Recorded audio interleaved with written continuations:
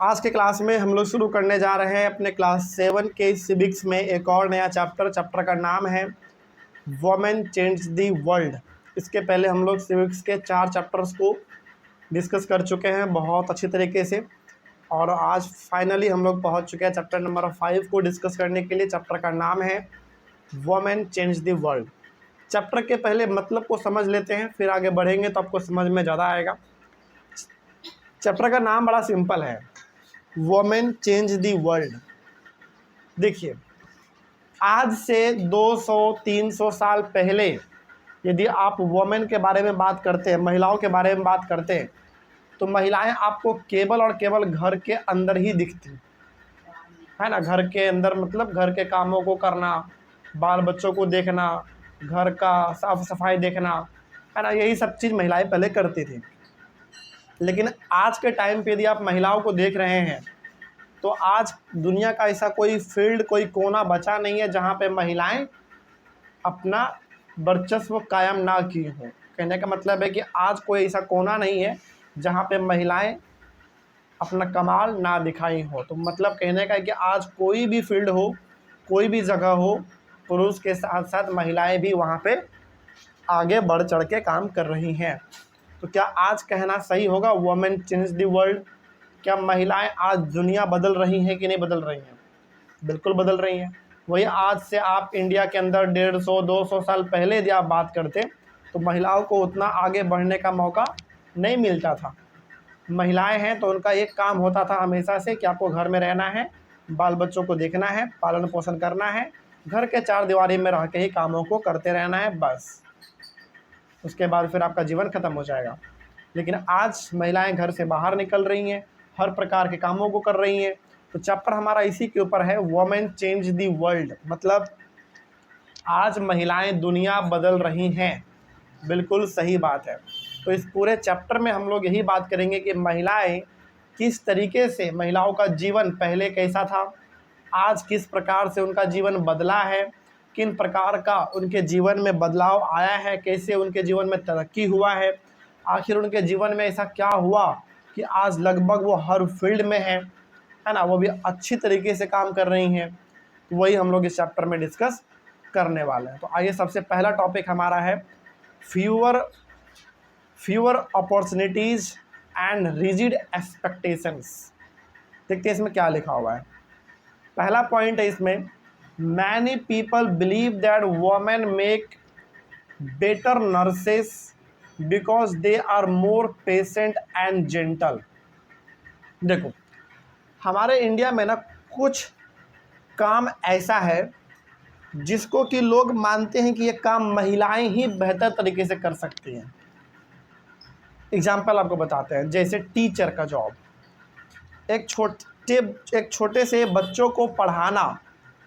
इसलिए आप देखे होंगे कोई भी स्कूल हो, आपका भी स्कूल हो, कोई भी स्कूल हो, नर्सरी, LKG, UKG, इन छोटे छोटे बच्चों को ना जनरली महिलाएं पढ़ाती हैं। आपको पता है, आप अपने स्कूल में भी देखना, छोटे छोटे बच्चों को महिलाएं ज़्यादा अच्छे तरीके से हैंडल करना जानती हैं। अच्छा, क्या छोटे बच्चों को पुरुष नहीं पढ़ा सकते हैं? मेल नहीं पढ़ा सकते हैं क्या? पढ़ा सकते हैं, लेकिन मेल के अंदर उतना ज़्यादा करुणा का भाव नहीं होता, उतना ज़्यादा दया नहीं होता, उतना ज़्यादा प्यार नहीं होता, उतना ज़्यादा ममता नहीं होता है। थोड़ा सा गलती करेगा मेल पीटने लगेगा, लेकिन महिलाएं नहीं पीटती हैं, बल्कि महिलाएं उनको प्यार से समझाती हैं, कई बार तो दुलार भी कर देती हैं, है ना। तो कुछ ऐसे काम हैं हमारे सोसाइटी में, हमारे इंडिया में, जिनको माना जाता है कि ये काम महिलाएं बेहतर तरीके से कर सकती है। जैसे छोटे बच्चों को पढ़ाना, महिलाएं बहुत अच्छी तरीके से इस काम को कर सकती हैं। क्यों? क्योंकि उनके अंदर पेशेंस ज़्यादा होता है। पेशेंस मतलब छोटे बच्चे ना परेशान बहुत करते हैं, और वो परेशानी केवल एक ही आदमी झेल सकता है, महिला। पुरुष नहीं झेल सकता उस चीज़ को, पुरुष का दिमाग खराब हो जाएगा फिर, है ना। तो महिलाएं उसको झेल लेती हैं आराम से, क्योंकि महिलाओं का जो पूरा जीवन है ना, बड़ा नाजुक होता है, बहुत कोमल होता है। तो वो छोटे बच्चों को हैंडल करना अच्छे तरीके से जानती हैं। तो छोटे बच्चों को पढ़ाना, उसके बाद अगला चीज़ जो महिलाएं बहुत अच्छी तरीके से कर सकती हैं और करती भी हैं, नर्स का काम। इसीलिए आप देखेंगे कोई भी हॉस्पिटल आप ले लो, ज़्यादातर जो नर्स उसमें आपको दिखेंगे वो महिलाएं दिखेंगे। क्यों? क्योंकि नर्स का जो काम होता है ना, वो भी बड़ा पेशेंस का काम होता है। कई बार पेशेंट अलग अलग प्रकार के हॉस्पिटल में आते हैं। कुछ पेशेंट ऐसा होता है जो कि बहुत घबराया रहता है, कोई पेशेंट ऐसा आता है जो इसको कि बहुत अपने बीमारी को लेकर तकलीफ़ होता है, ज़बरदस्त मतलब बहुत जल्दी होता है, लेकिन नर्स उनका दिल इतना कोमल, इतना नाजुक होता है, इतना दयालुपन होता है उनका व्यवहार कि वो आराम से हर प्रकार के पेशेंट को हैंडल कर लेती हैं।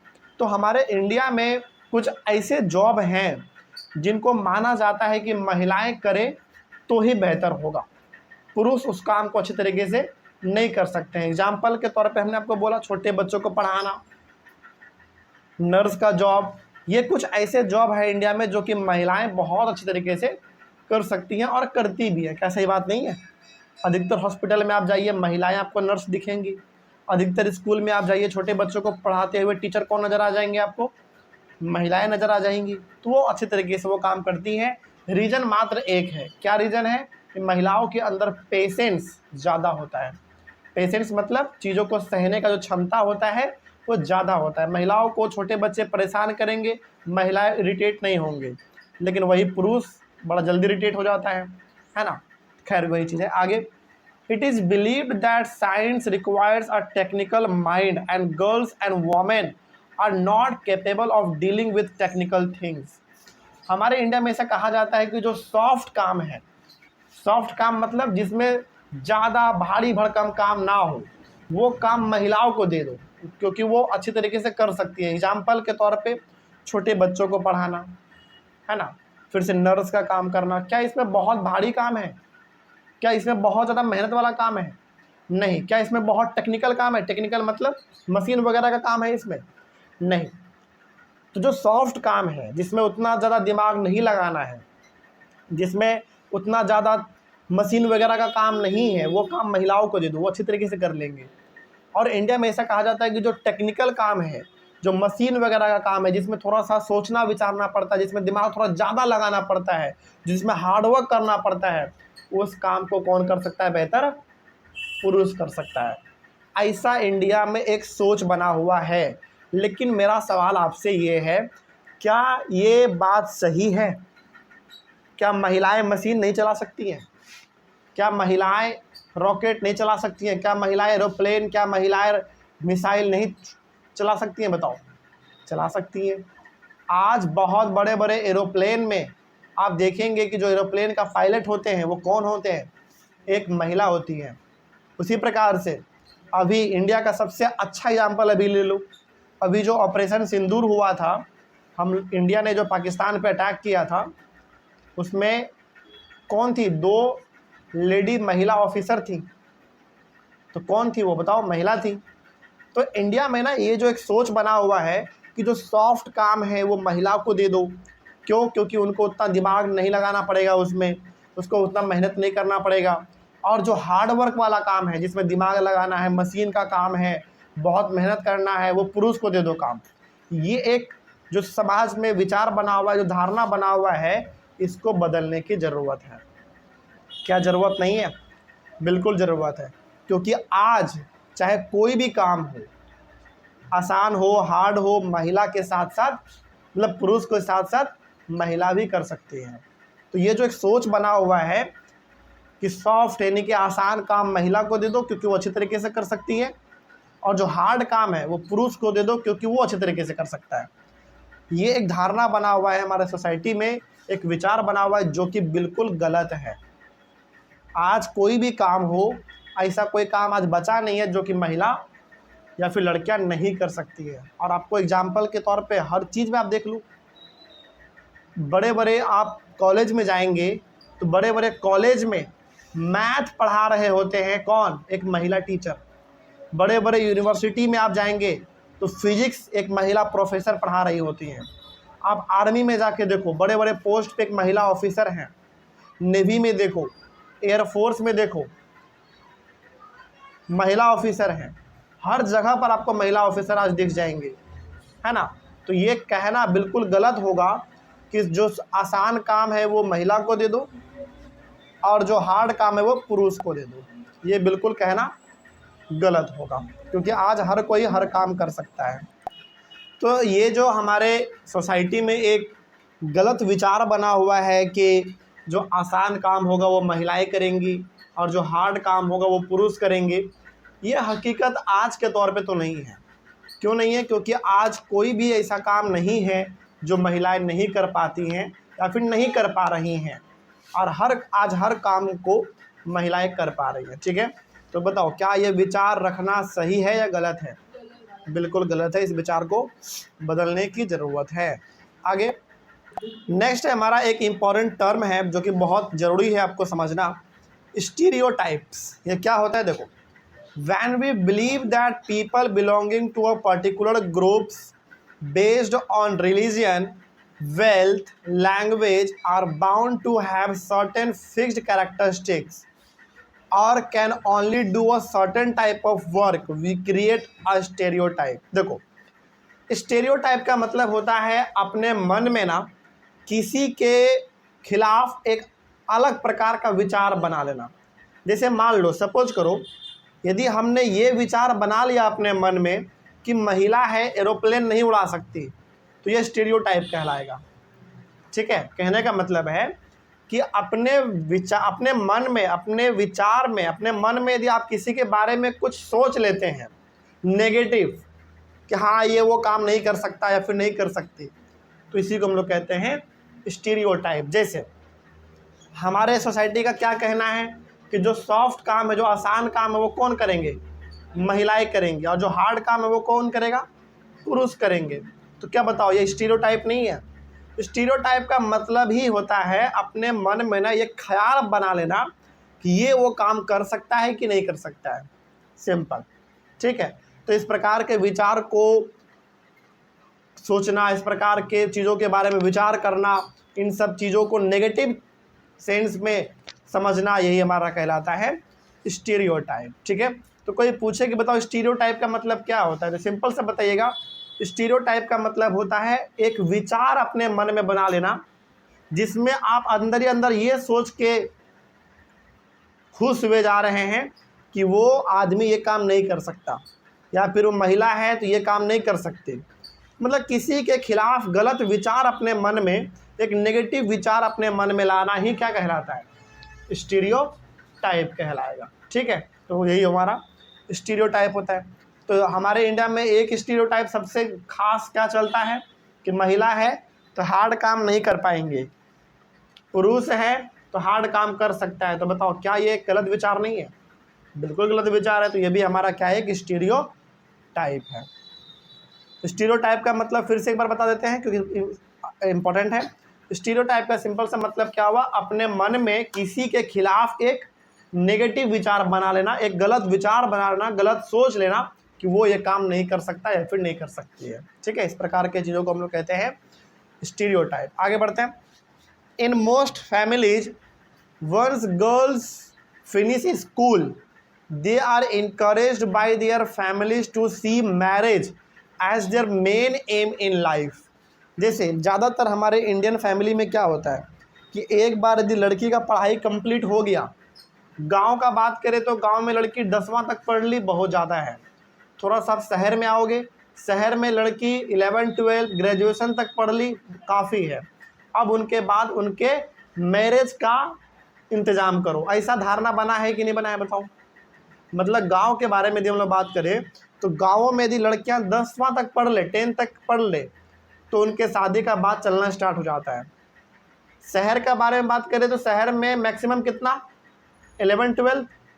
थोड़ा सा और आगे बढ़ें तो ग्रेजुएशन तक आपको पढ़ने देंगे आपके माता पिता, उसके बाद फिर आपका शादी ब्याह कर दिया जाएगा यदि आप किसी एग्ज़ाम वगैरह का तैयारी नहीं करते हैं। तो यदि आप किसी एग्ज़ाम वगैरह का तैयारी करते हैं तो थोड़ा सा आपको पढ़ने का मौका और मिलता है पेरेंट्स की तरफ से कि हाँ ठीक है पढ़ो लिखो, लेकिन आप वो भी नहीं करते हैं तब तो फिर आपका शादी के बारे में ख्याल उठना घर में चालू हो जाता है।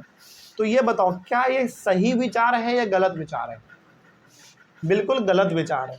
देखो ये बिल्कुल गलत है। क्यों गलत है? क्योंकि एक लड़की जो कि हो सकता है कि आगे किसी जॉब को कर सकती है। यदि उनको पढ़ने का मौका और मिले आगे, तो हो सकता है कि वो पुलिस बन सकती हैं, डॉक्टर, इंजीनियर, जो वो बनना चाहती हैं वो बन सकती हैं। लेकिन क्या हमारे सोसाइटी में उसको ये चीज़ करने दिया जाता है? नहीं करने दिया जाता है। आपको ये मानना पड़ेगा कि मान लीजिए यदि 100 लड़कियां हैं, तो 100 में से 5-10 लड़कियों को ही आगे घर के तरफ से पढ़ने का मौका मिलता है, आगे पढ़ने का। नहीं तो फिर ज़्यादातर लड़कियों का शादी ब्याह करो, मामला ख़त्म करो, है ना। ये चीज़ गलत है, ऐसा नहीं करना चाहिए।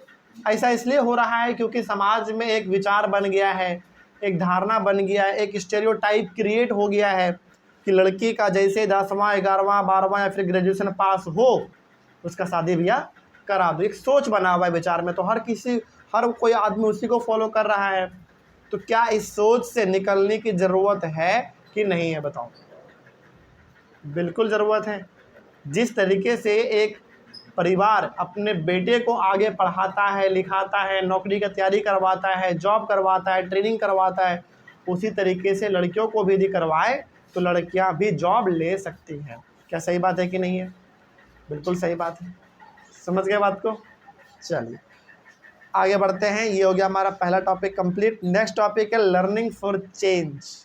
आइए इस टॉपिक को भी देख लेते हैं क्या है इसमें। नेक्स्ट टॉपिक शुरू करते हैं, लर्निंग फॉर चेंज है। आइए देखते हैं इसमें क्या लिखा हुआ है। ये टॉपिक समझ में आ गया?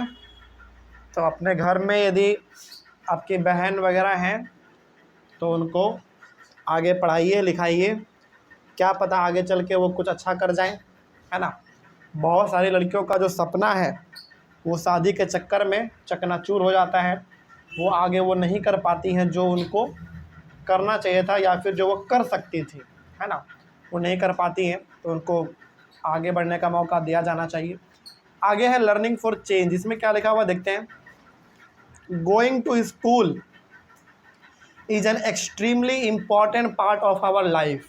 देखो, चाहे लड़का हो चाहे लड़की हो, हर किसी को पढ़ने का, चीज़ों को जानने का, सीखने का अधिकार है ना। तो स्कूल जाना, पढ़ना लिखना हर किसी के जीवन का एक बहुत बड़ा पार्ट होना चाहिए, ठीक है। चाहे वो लड़का हो लड़की है, उससे कोई फ़र्क नहीं पड़ना चाहिए। In the 19th century many new ideas about education and learning emerged। 19th century ही नहीं, जैसे जैसे समय बदल रहा है वैसे वैसे आपको मानना पड़ेगा कि एजुकेशन के फील्ड में और भी नए नए तरक्की होते जा रहे हैं। जैसे आज से 100 साल पहले के बारे में यदि हम लोग बात करें तो उस समय पे हमारा साइंस उतना डेवलप नहीं था, मशीन हमारे पास उतना अच्छा नहीं था। आज हमारे पास एक से एक मशीन है। तो आज हम लोग क्या कह सकते हैं कि एजुकेशन में तरक्की हुआ है कि नहीं हुआ है? बिल्कुल हुआ है। तो कई सारे नए नए आइडियाज़ हमारे सामने आए हैं, कई सारे हमारे सामने मशीन आए हैं जिसके मदद से हम लोग बहुत कुछ आज नया सीख के बहुत कुछ नया कर पा रहे हैं, है ना। तो लगातार इस चीज़ में बदलाव हो रहा है और आगे भी बदलाव होगा। Schools became more common and communities that had never learned reading and writing started sending their children to school। सोचो, जिस सोसाइटी में, जिस कंट्री में, जिस जगह पे लोग पहले पढ़ना तक नहीं जानते थे, लिखना तक नहीं जानते थे, उस प्रकार के मोहल्ले के लोग आज अपने बच्चों को स्कूल भेज रहे हैं। जैसे आज आपको गांव में ऐसे बहुत सारे माता पिता मिल जाएंगे, बहुत सारे पेरेंट्स मिल जाएंगे जो खुद पढ़े लिखे नहीं हैं लेकिन अपने बच्चों को पढ़ा रहे हैं, इसको अच्छे स्कूल में एडमिशन करवा रहे। क्यों करवा रहे हैं ऐसा बताओ? वो ये सोच सकते थे ना कि हम नहीं पढ़ें तो हमारे बच्चे भी नहीं पढ़ेंगे, लेकिन वो कर क्या रहे हैं कि वो आज ये सोच रहे हैं कि हम भले ही नहीं पढ़े हैं लेकिन हमारे बच्चे पढ़ेंगे, आगे बढ़ेंगे। ऐसा क्यों? क्योंकि उनको एजुकेशन का इम्पोर्टेंस पता है। उनको पता है कि एक बच्चा या फिर एक बच्ची पढ़ लिख लेता है तो वो कितना ज़्यादा आगे क्या कुछ कर सकता है, वो है ना, दुनिया को बदल सकता है। समझ में आ रही है बात? तो वही बात यहाँ पे लिखा हुआ है कि जो आदमी कभी स्कूल का चेहरा तक नहीं देखा, जो आदमी कभी अपने हाथ में किताब तक नहीं लिया, वो आदमी जिन्होंने आज तक किसी एक अक्षर को सीखा नहीं, वो आदमी, वो परिवार, वो फैमिली आज अपने बच्चों को पढ़ा रहा है, लिखा रहा है, आगे बढ़ा रहा है, क्योंकि उनको एजुकेशन का इम्पोर्टेंस पता है। उनको पता है कि एक बार बच्चा पढ़ लिख लेगा तो घर छीन सकता है, संपत्ति छीन सकता है, प्रॉपर्टी छीन सकता है, गाड़ी, साइकिल, मोटरसाइकिल जो आपके पास हो सब छीन सकता है, लेकिन शिक्षा आपसे कोई छीन नहीं सकता है। यही तो एक लौता ऐसा इम्पोर्टेंट चीज़ है जो कि आपने एक बार सीख लिया तो वो आपसे कोई छीन नहीं सकता है। समझ रही है बात?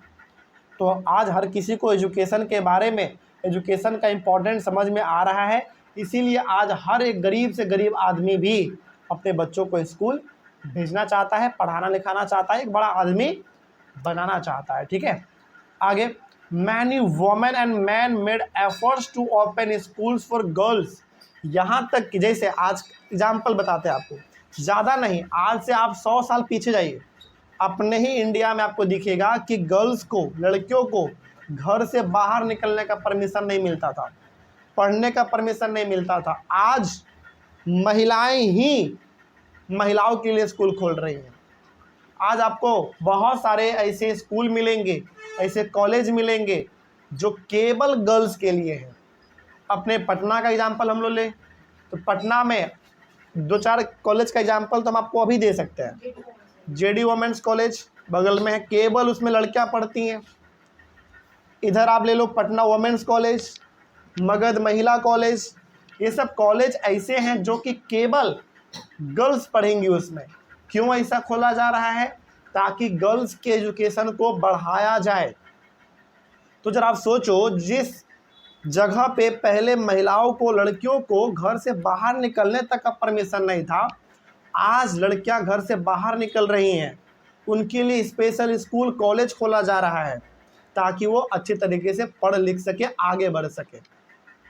तो क्या आपको ये मानना पड़ेगा कि आज बहुत ज़्यादा बदलाव हो रहा है, तरक्की हो रहा है कि नहीं? बिल्कुल हो रहा है ना? आगे बढ़ते हैं। Women struggle to learn to read and write. महिलाएं आज चीज़ों को सीखना चाहती हैं, वो भी जानना चाहती हैं कि आखिर ऐसा नया नया क्या है जिसको कि हम सीख सकते हैं और आगे बढ़ सकते हैं। और आज परिणाम ये निकला है कि आज आप कोई भी दुनिया का फील्ड उठा के देखो, हर फील्ड में आपको महिलाएं नज़र आ जाएंगी। चाहे डॉक्टर हो, इंजीनियर हो, टीचर, जज, लॉयर, प्रोफेसर, यहाँ तक कि हमारे इंडिया का सबसे बड़ा पोस्ट प्रेसिडेंट आज कौन है? एक महिला है। द्रौपदी मुर्मू जी कौन है? एक महिला है। तो सोचो आज महिलाएं क्या नहीं कर सकती है। तो बहुत बड़ी बात है। तो महिलाओं को पढ़ाइए, लिखाइए, उनके बेहतर भविष्य के बारे में चिंता करिए, है ना? करने वाली बात भी है। आगे यहाँ पे ना एक एग्जाम्पल आपके सामने दिया गया है रास सुंदरी देवी का। रास सुंदरी देवी एक महिला है जिनका एग्जाम्पल लेके आपको ये समझाया गया है कि किस तरीके से एक महिला इतना ज़्यादा कठिनाई होने के बावजूद पढ़ती हैं, लिखती हैं और आगे बढ़ती हैं। तो एक एग्जाम्पल आपके सामने है एक महिला का जिनका नाम है रास सुंदरी देवी। इनके जीवन के बारे में आप पढ़ेंगे तो आपको खुद मोटिवेशन मिलेगा। आइए थोड़ा सा इनके बारे में पढ़ते हैं। रास सुंदरी देवी, इनका जन्म होता है 1800 में और इनका डेथ हो जाता है 1890 में, यानी कि लगभग ये कितने साल जीती हैं? 90 साल। ठीक है। Was born in West Bengal. West Bengal में इनका जन्म होता है। सम 200 ईयर्स अगो, लगभग आज से आप कितना कह सकते हैं? 200 साल पहले। हालांकि 200 आज के तौर पे बात करें तो 225, क्योंकि आज हम लोग 2025 में जी रहे हैं। लगभग आप मान लो 200 साल, है ना? हालांकि एग्जैक्ट बात करें तो 225 साल होता है, लेकिन एग्जैक्ट आप मानो 225 और ऐसे एवरेज माने तो 200 साल पहले इनका जन्म हुआ था। कहाँ पे? वेस्ट बंगाल में। ठीक है। At the age of 60 she wrote her autobiography in Bangla. 60 साल की उम्र में सोचो ये अपने जीवन के बारे में एक किताब लिखती हैं। ऑटोबायोग्राफी का मतलब क्या होता है? अपने बारे में लिखना। अपने बारे में यदि आप लिखेंगे किसी किताब में तो वो ऑटोबायोग्राफी कहलाएगा। जैसे मान लीजिए आप अपने बारे में ना पूरा किताब लिख रहे हैं कि मेरा ये नाम है, मेरा ये फैमिली है, मेरा यहाँ जन्म हुआ, मैंने ये यहाँ से पढ़ाई किया, है ना, ये सब चीज़ यदि आप अपने बारे में लिखते हैं तो वो ऑटोबायोग्राफी कहलाता है। तो इस महिला ने, राजसुंदरी देवी जी ने 60 साल की उम्र में अपना एक खुद का किताब लिखा है। उस किताब में किसके बारे में लिखा है इन्होंने? अपने बारे में लिखा है। उसको हम लोग कहते हैं ऑटोबायोग्राफी। तो जो अपने बारे में लिखता है उसको हम लोग ऑटोबायोग्राफी बोलते हैं। सोचो, जहाँ 60 साल की उम्र में महिला बस ये दिन भर जाप करते रहती है कि कैसे हमारा जीवन अब कटे, उस उम्र में ये महिला ऑटोबायोग्राफी लिख रही हैं, अपने जीवन के बारे में लिख रही है। सोचो क्या इंस्पिरेशनल कहानी है कि नहीं है? बिल्कुल है। आज आप 60 साल की महिलाओं को उठा के देखो, आपको पता चलेगा क्या कर रही हैं वो। भगवान से गुजारिश कर रही हैं कि कब हमको इस पृथ्वी से उठा ले, है ना, इस प्रकार का। मतलब वो ज़्यादा कुछ खास काम नहीं कर रही होंगी। और ये महिला है जो 60 साल की उम्र में पूरा किताब लिख दी अपने जीवन के बारे में। बहुत बड़ी बात है। वो भी बांग्ला लैंग्वेज में, क्योंकि वो बंगाली थी एक, तो बंगाली उनको आता होगा अच्छी तरीके से, तो बांग्ला लैंग्वेज में उन्होंने अपना पूरा का पूरा किताब ऑटोबायोग्राफी इन्होंने लिख डाला। हर बुक टाइटल्ड, और उस किताब का नाम क्या रखा इन्होंने? अमर जीवन। मतलब जिस किताब में इन्होंने अपने जीवन के बारे में लिखा है, ऑटोबायोग्राफी लिखा है, उस किताब का नाम इन्होंने क्या रखा? अमर जीवन। आज भी एक किताब मार्केट में मिलता है, ठीक है।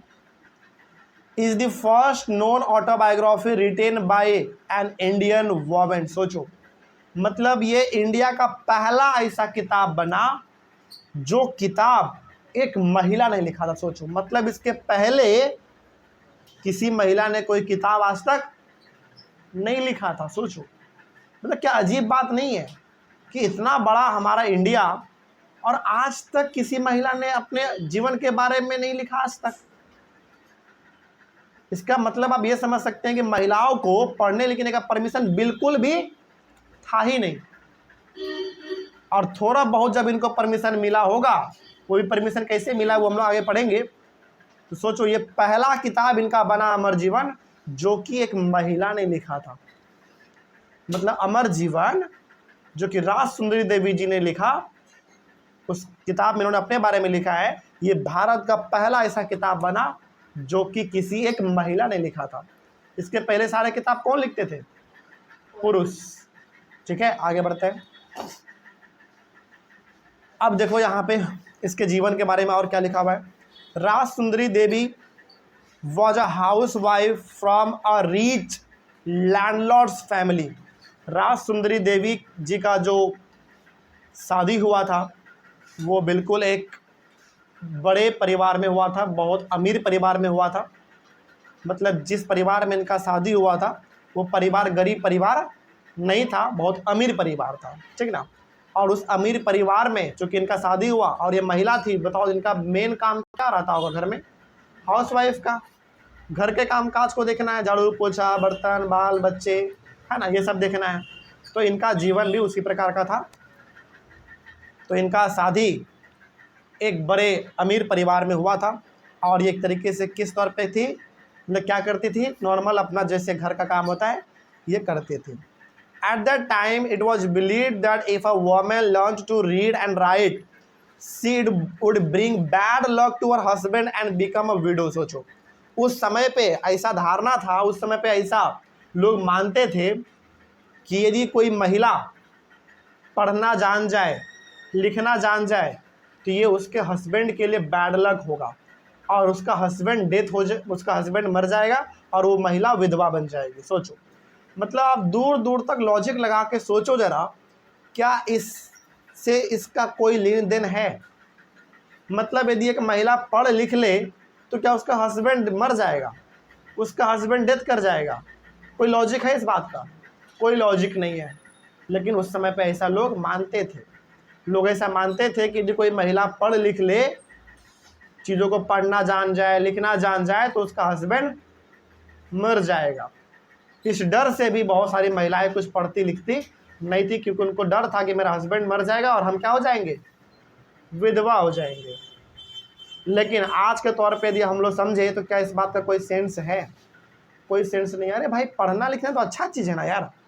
आप पढ़ेंगे लिखेंगे तो एक आदमी मर कैसे सकता है पढ़ने लिखने से? बल्कि आप पढ़ेंगे लिखेंगे तो आप और जागरूक होंगे, आप चीज़ों को सीखेंगे, दुनिया को एक नए नज़रिए से देखेंगे आप, है ना। लेकिन उस समय पे ये मानना था कि यदि कोई महिला पढ़ लिख लेती है तो उसका हस्बैंड मर जाएगा, डेथ कर जाएगा, महिला विधवा बन जाएगी। खैर, देखते हैं आगे क्या होता है। डिस्पाइट दिस, इसके बावजूद, she taught herself how to read and write in secret well after her marriage. इसके बावजूद जब इनका शादी हुआ, ये चोरी छुपे पढ़ती थी, चीज़ों को सीखती थी। इनके घर में मेल तो रहे होंगे ना, कुछ तो पुरुष रहे होंगे, तो इनके घर में कुछ किताब रहा होगा, कुछ कॉपी रहा होगा, तो ये चोरी छिपे कभी कभी उस किताब को खोलती थी। इसके घर में जो बाल बच्चे रहे होंगे छोटे छोटे, उनके किताबों को खोलती थी, उनकी किताबों को देखती थी। तो वो किताब को देखते देखते, सुनते सुनते धीरे धीरे क्या कर गई, किताब को पढ़ना सीख गई। जरूरी नहीं कि हर चीज़ को पढ़ाया जाए तभी सीखा जाए। बहुत चीज़ आप खुद से भी देख के, सुन के, समझ के, खुद से भी पढ़ के आप सीख जाते हैं। तो इन्होंने अपने घर में जो छोटे छोटे बच्चों को किताब रहता होगा, उस किताब को, कॉपी को देख के, सुन के, समझ के इन्होंने खुद से पढ़ना लिखना क्या कर लिया, सीख लिया। ठीक है। अब जब इन्होंने पढ़ना लिखना सीखा तो क्या इसका हस्बैंड मर गया? नहीं, बल्कि ये अच्छा चीज़ हुआ कि इन्होंने पढ़ना सीख गया, है ना, ये पढ़ना सीख गई। आगे देखते हैं क्या होता है। After learning the alphabet, Rajsundari Devi was able to read the Chaitanya Bhagavata. अब हुआ क्या, जब इन्होंने पढ़ना लिखना सीखा तो ये चैतन्य भागवत उस समय का एक बहुत ही फेमस किताब हुआ करता था, एक तरीके से आप समझ लीजिए। उसको ये पढ़ना स्टार्ट कर दिया, और चैतन्य भागवत में बहुत अच्छे अच्छे बातें लिखे गए थे, तो इनको अच्छा अच्छा बात भी समझ में आया। इनको समझ में आया कि दुनिया वैसा नहीं है जैसा हम सोचते हैं। जब आप पढ़ते हैं, लिखते हैं, चीज़ों को देखते हैं, जिस दुनिया को समझते हैं, तो आपको समझ में आता है कि जिस दुनिया को हम देख रहे हैं उससे भी बहुत बड़ा दुनिया है। ठीक है। आगे, through her own writing she also gave the world an opportunity to read about women's life in those days। इसके साथ ही साथ ये केवल पढ़ लिख के अपने फ़ायदे के बारे में उन्होंने नहीं सोचा, बल्कि इन्होंने जब पढ़ा लिखा तो बाकी महिलाओं को भी जागरूक किया कि आप भी पढ़िए लिखिए, चीज़ों को समझिए, देश दुनिया को देखिए। क्योंकि महिलाओं का काम केवल चार दीवारी में रहना नहीं है, देश दुनिया को देखिए, समझिए। तो ये सोचो, ये एक ऐसी महिला, जिस समय पे धारणा था, विचार पूरा समाज में फैला हुआ था कि कोई महिला पढ़ लिख ले तो उसका हस्बैंड मर जाएगा, उसके बावजूद ये पढ़ती हैं, लिखती हैं और महिलाओं को मोटिवेट भी करती हैं कि आप भी पढ़िए लिखिए, चीज़ों को समझिए। तो बहुत इंस्पायरिंग कहानी है कि नहीं। आगे बात करते हैं। Rajsundari Devi wrote about her life, about her everyday life experiences in details. तो क्या लगता है आपको कि ये इतने आसानी से पढ़ लिख ली होंगी? क्या इसके घर के तरफ से प्रेशर नहीं मिला होगा कि तुम क्यों पढ़ रही हो, तुम तो एक लड़की हो, एक महिला हो, तुमको नहीं पढ़ना चाहिए? इसके बावजूद ये पढ़ती हैं, घर के टॉर्चर को सहते हुए ये पढ़ती है, लिखती हैं, उसके बाद ये किताब भी लिखती हैं और पूरे समाज को बदलने का ये जिम्मेदारी भी लेती हैं। उनके बाद जब इनका किताब मार्केट में बिका, पब्लिश हुआ, तो बहुत सारी महिलाओं को मोटिवेशन मिला कि जब ये महिला पढ़ लिख सकती हैं तो हम भी पढ़ लिख सकते हैं और हम भी देश दुनिया को एक नए नज़रिए से देख सकते हैं। तो राज सुंदरी देवी जी ने बहुत अच्छा काम किया है। वो खुद भी पढ़े लिखे, आगे बढ़े और देश दुनिया को भी आगे बढ़ाने का काम किया है। दुनिया का तो नहीं, लेकिन इंडिया के बहुत सारे महिलाओं के जीवन को भी इन्होंने बदल रखा है, जिनको बताया कि आप भी पढ़िए लिखिए और आगे बढ़िए, क्योंकि शिक्षा पर अधिकार सबका होता है। ठीक है। इस तरीके से हमारा टॉपिक भी कंप्लीट हुआ। नेक्स्ट टॉपिक है हमारा स्कूलिंग एंड एजुकेशन टुडे, जिसको हम लोग कल करेंगे। तब तक के लिए थैंक यू वेरी मच। मिलते हैं हम लोग कल के क्लास में। हम लोग अपने इस चैप्टर को आगे बढ़ाएंगे और आज एक नए टॉपिक का शुरुआत करेंगे। टॉपिक का नाम है स्कूलिंग एंड एजुकेशन टुडे। पिछले क्लास में हमने ये समझा था कि हालांकि पिछले क्लास का यदि हम लोग बात करें तो इंट्रोडक्शन हम लोग स्टार्ट कर चुके थे, अपना ये चैप्टर स्टार्ट हो चुका था, जिसके अंदर हम लोगों ने ये डिस्कस किया था कि आज लड़कियों को लड़कों के साथ आगे बढ़ाना कितना ज़्यादा इम्पॉर्टेंट है ना। ये चीज़ हम लोग समझ चुके थे। उसके बाद हम लोगों ने एक टॉपिक भी कल डिस्कस किया था। टॉपिक का नाम था लर्निंग फॉर चेंज, जिसके अंदर हम लोगों ने रास सुंदरी देवी जी के बारे में डिस्कस किया था, जो कि खुद एक महिला थी और उन्होंने बहुत अच्छी तरीके से चीज़ों को पढ़ना लिखना है ना, सब कुछ समझा और आने वाले समय में ये क्या बन गई, पूरे महिलाओं के लिए एक इंस्पिरेशन बन गई थी, क्योंकि इन्होंने जिस तरीके से पढ़ना लिखना सीखा, इन्होंने पूरी दुनिया को इंस्पायर किया कि यदि हम इस तरीके से पढ़ सकते हैं तो आप भी पढ़ सकते हैं, है ना। देखो, जब ये इन्होंने तब पढ़ना लिखना सीखा जब इनके पास संसाधन तौर तरीका नहीं था, इनको परमिशन नहीं था, चोरी छिपे इन्होंने घर में ही पढ़ लिया। लेकिन जब आज लड़कियों को पढ़ने का मौका मिलता है तो फिर ज़रूर पढ़ना चाहिए। इनका कहना यही है। इनका कहना यह है कि यदि हमारे पास पढ़ने का परमिशन नहीं था, इसके बावजूद हम पढ़ सकते हैं, तो आपके पास तो आज पूरा का पूरा खुला आसमान है, आपके पास यूट्यूब है, गूगल है, आज तो पढ़ने का बहुत सारा तौर तरीका है। तो आप बिल्कुल पढ़िए, पूरे महिलाओं को ये मोटिवेट करती हैं, ठीक है। आइए आज एक नए टॉपिक का शुरुआत करेंगे हम लोग। टॉपिक का नाम है स्कूलिंग एंड एजुकेशन टुडे। देखते हैं इस टॉपिक में क्या क्या नया नया बात लिखा गया है और क्या नया सीखने को आपको इस टॉपिक से मिल सकता है। पहला पॉइंट जो इसमें लिखा हुआ है वो है today both boys and girls attend school in large numbers. देखो, आज के बारे में यदि हम लोग बात करें तो कहीं ना कहीं आपको ये मानना पड़ेगा कि आज समय बहुत बदल गया है। आज चाहे कोई भी परिवार हो, चाहे वो गरीब परिवार हो, अमीर हो, मिडिल क्लास हो, कोई भी हो, हर कोई अपने घर में यदि कोई लड़का है लड़की है तो हर किसी को आज हर कोई पढ़ाना चाहता है। क्यों ऐसा आज हो रहा है? क्योंकि आज एजुकेशन का इम्पोर्टेंस सबको पता चल चुका है। सबको पता है कि आज यदि बच्चा थोड़ा बहुत पढ़ लिख लेगा तो कोई उनको मूर्ख नहीं बना पाएगा, कोई उनको परेशान नहीं कर पाएगा, कोई उनको सता नहीं पाएगा, कोई उसको डिस्टर्ब नहीं कर पाएगा, है ना। यदि आपको अपना अधिकार पता होगा, आपको अपने आप क्या कर सकते हैं क्या नहीं कर सकते हैं ये आपको पता होगा, तो कोई जल्दी आपको डरा नहीं सकता है, धमका नहीं सकता है ना। मतलब कि यदि आपको थोड़ा बहुत भी सूझबूझ रहेगा, नॉलेज रहेगा, तो आप खुल के इस भाग दौड़ वाली ज़िंदगी में जी पाएंगे। आप कभी भी गौर करना, एक ना पढ़ा लिखा हुआ आदमी हमेशा अपने आप को ना शर्मिंदा महसूस करता है उस बीच में जहाँ पे कि सारे लोग पढ़े लिखे हैं।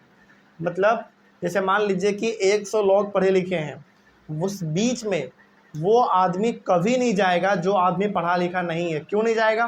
क्योंकि उनको खुद अच्छा नहीं लगेगा कि अरे यार वहाँ पे सारे लोग पढ़े लिखे हैं, वो सब अच्छे अच्छे बात करते हैं, उस बीच में हम जाके क्या करेंगे, है ना। एक थोड़ा अजीब प्रकार का भावना वहाँ पे आता है, जो कि यदि आप पढ़े लिखे होते, आपको समझ होता, तो फिर आपको ऐसा बिल्कुल शर्मिंदगी नहीं महसूस होता। तो वही यहाँ पे कहा गया है कि थोड़ा बहुत भी आपको पढ़ाई करना चाहिए, आपको चीज़ों को समझ में आना चाहिए। आप पढ़ सकते हैं, लिख सकते हैं, बस इतना भी पढ़ लेते हैं आप तो बहुत ज़्यादा है ना। आपको अपने अधिकार वगैरह सब कुछ मालूम होने चाहिए।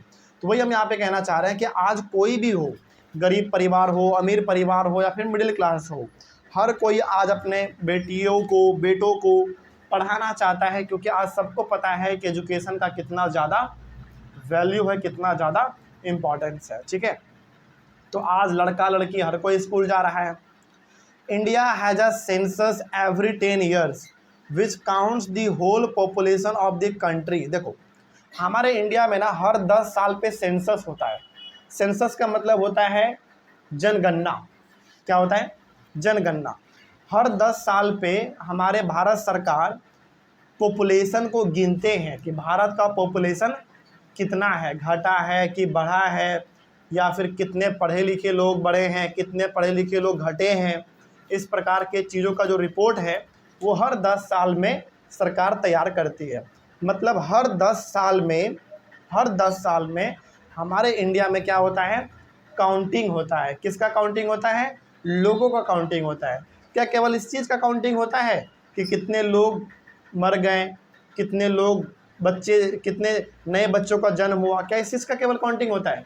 नहीं, इस चीज़ का भी काउंटिंग होता है कि कितने लोग ज़्यादा पढ़ लिख कर आगे बढ़ गए, कितने लोग हैं जो कभी पढ़ लिख ही नहीं पाए, है ना। इस प्रकार की चीज़ों का भी पूरा का पूरा गिनती वगैरह सब कुछ होता है हमारे इंडिया में। लेकिन हर बार कितने साल पे होगा? हर 10 साल पे होगा। ठीक है, आगे। It also gathers detail information about the people living in India, their age, schooling, what work they do and so on.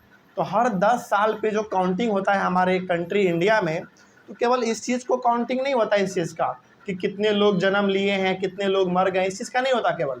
इसका तो होता ही है कि कितने लोग मर गए, कितने लोग जिंदा हो गए, मतलब कितने लोगों का नया जन्म हुआ है, कितने बच्चे जन्म लिए हैं, इस चीज़ का तो होता ही है। साथ ही साथ इस चीज़ का भी होता है कि कितने बच्चे ऐसे हैं जो कि छोटे हैं, कितने ऐसे बूढ़े बुजुर्ग हो गए हैं जो कि अब घर में रहने लगे हैं, पहले काम करते थे अब घर में रहने लगे हैं, कितने ऐसे बच्चे हैं जो स्कूल अभी भी जा रहे हैं, कितने ऐसे बच्चे हैं जो स्कूल अब नहीं जा रहे हैं, कौन आदमी कौन सा काम कर रहा है, ये सब कुछ A to Z चीज़ पता लगाती है सरकार हर 10 साल पे। ऐसा क्यों करती है बताओ? ताकि सरकार के पास हर इंसान का डाटा रहे कि कौन सा इंसान क्या कर रहा है, स्कूल जा रहा है कि नहीं जा रहा है, वो कितना पढ़ा लिखा है, ये सब सरकार अपने पास डाटा रखती है। मतलब आपको जानकर बड़ी हैरानी होगी कि आपको अपने बारे में जितना नहीं पता है, आपसे ज़्यादा आपके बारे में किसको पता है? सरकार को पता है। कैसे? आपका आधार कार्ड का इन्फॉर्मेशन किसके पास है? सरकार के पास है। आपका बर्थ सर्टिफिकेट किसके पास है? सरकार के पास इन्फॉर्मेशन है। मतलब A to Z जो भी आप डॉक्यूमेंट वगैरह बनवाते हैं सरकार के मदद से, उन सब का इन्फॉर्मेशन किसके पास होता है? सरकार के पास होता है ना। वही चीज़ यहाँ पे है। तो हर 10 साल पे सरकार काउंटिंग करवाती है इस चीज़ को लेकर कि कितने लोगों का जन्म हुआ, कितने लोग मर गए, कितने लोग स्कूल जा रहे हैं, कितने लोग स्कूल नहीं जा रहे हैं जो पढ़ाई छोड़ दिए, है ना। हर प्रकार का डाटा हर 10 साल पे सरकार तैयार करवाती हैं। ठीक है, आगे बढ़ते हैं। अकॉर्डिंग टू द 1961 सेंसस, 1961 में जब जनगणना हुआ था, जब 1961 में सेंसस हुआ था, तो उस समय का डाटा आपके सामने दिया गया है। About 40% of all boys and main 7 years old and above were literate. That is, they could at least write their names, compared to just 15% of all girls and women. सोचो, मतलब ये डाटा जो है इंडिया का आपको कब का बताया जा रहा है? 1961 का। उस समय पे मात्र, आप इसको ऐसे समझिए, मान लीजिए कि इंडिया में, मतलब अभी हम लोग बात कब का कर रहे हैं? 1961 का बात कर रहे हैं। उस समय पे मान लो यदि 100 लड़का है, ठीक है, 100 लड़का में से मात्र 40 लड़का ही पढ़ता था। सोचो, और पढ़ने का भी मतलब क्या है? वो अपना यदि नाम भी लिखना जान रहा है तो हम लोग उसको मान लेते थे कि ये पढ़ा लिखा आदमी है। ठीक है, मतलब वो लड़का जिसका उम्र 7 साल या 7 साल से बेसी है, ऐसे कितने थे उस समय पे? मात्र 40% ही थे। मतलब आप इसको ऐसे समझिए, 7 साल से ऊपर 100 लड़के आपके पास हैं। ठीक है, ऐसे समझिए आप, आपके पास 7 साल से ऊपर उम्र के 100 लड़के आपके पास है। ठीक है, उन 100 लड़के में से मात्र कितने लड़के पढ़ते हैं? पढ़ने का मतलब केवल अपना नाम लिखना जानते हैं। कितने बच्चे? 40 बच्चे बस। 60 बच्चे पढ़ते ही नहीं है। सोचो, क्या ये अच्छा बात है कि बहुत बुरा बात है? बहुत बुरा बात है। मतलब 100 में से केवल 40 बच्चा ही अपना नाम पता लिखना जानता है, बाकी 60 बच्चा तो कुछ जानता ही नहीं है। तो उस समय पे हमारे इंडिया का जो लिटरेसी रेट था, लिटरेसी रेट मतलब इंडिया में जो पढ़े लिखे लोग थे वो भी बहुत कम थे। ये तो डाटा केवल किसका हुआ? लड़कों का केवल, लड़कियों का सुनेंगे तब तो आपका और हालत ख़राब हो जाएगा। लड़कों का क्या था, देखो लड़कियों का क्या था, compare to just 15% of all girls and women. सोचो, महिलाओं में और लड़कियों का बात करें तो केवल 15%, मतलब 100 लड़की आपके सामने रख दो, उसमें से मात्र 15 लड़की ही, लड़की और महिला दोनों का बात हो रहा है, केवल 15 महिला ही, फीमेल ही पढ़ी लिखी होती थी। सोचो 100 में से कहाँ केवल 15, 85 अनपढ़ हैं। ऐसा इसलिए था क्योंकि उस समय पे महिलाओं को भी उतना ज़्यादा पढ़ने लिखने का परमिशन नहीं मिलता था, उतना ज़्यादा पढ़ाई लिखाई का कल्चर महिलाओं के बीच में फेमस नहीं था। लेकिन हाँ, जैसे जैसे समय बदला है, चीज़ें बदले हैं, वैसे वैसे माहौल भी हमारा बदला है, और माहौल बदला है तो आज लिटरेसी रेट लड़कों का भी बढ़ा है और लड़कियों का भी बढ़ा है। मतलब कि आज लड़के भी ज़्यादा पढ़ रहे हैं तो लड़कियां भी ज़्यादा पढ़ रही हैं। समझ में आ रही है बात आपको?